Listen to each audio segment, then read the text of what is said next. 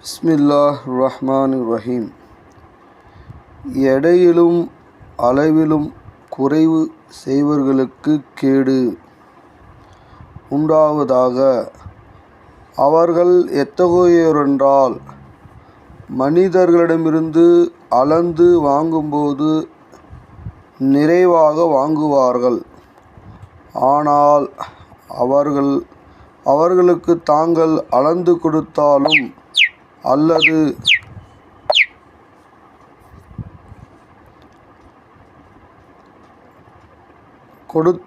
அல்லது அவர்களுக்கு நிறைந்து கொடுத்தாலும் குறைவு செய்ய நஷ்டமுண்டாக்குவார்கள்.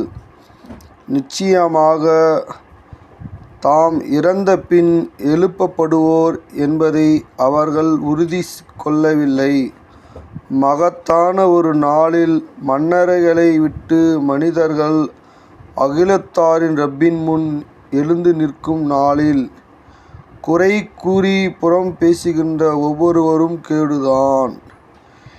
எடையிலும் அளவிலும் குறைவு செய்வர்களுக்கு கேடு உண்டாவதாக. அவர்கள் எத்தகையோரென்றால், மனிதரிடமிருந்து அளந்து வாங்கும்போது நிறைவாக வாங்குவார்கள். ஆனால் அவர்கள் தாங்கள் அளந்து கொடுத்தலும் அல்லது அவர்களுக்கு நிறைந்து கொடுத்தலும் குறைவு செய்து நஷ்டமுண்டாக்குவார்கள். நிச்சயமாக தாம் இறந்த பின் எழுப்பப்படுவோர் என்பதை அவர்கள் உறுதி கொள்ளவில்லை.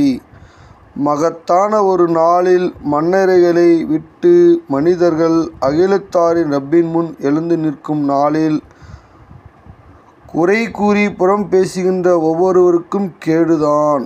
அல்லாஹ் தஆலா இந்த ஹதீஸின் மீது அமல் செய்ய நம் அனைவர்களுக்கும் அல்லாஹ் தஆலா நல் உதவி புரிவானாக. ஆமீன். ஸல்லல்லாஹு அலா முஹம்மத் ஸல்லல்லாஹு அலைஹி வஸல்லம். நீர் மக்களின் குறைகளை தேடித் திரிந்தால் நீர் அவர்களை கெடுத்துவிட்டீர்.